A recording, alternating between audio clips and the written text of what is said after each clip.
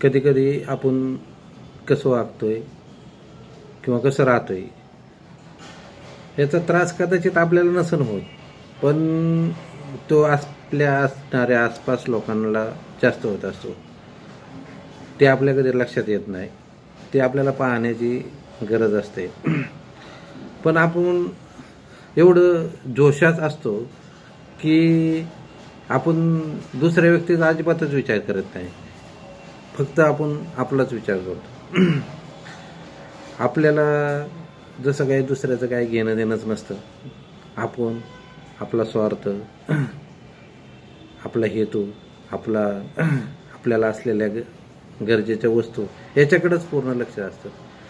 पण ते काय आयुष्यभर टिकत नाही आणि हळूहळू आपल्यापासून आपल्या जवळचे असणारे लोक लांब होत जातात.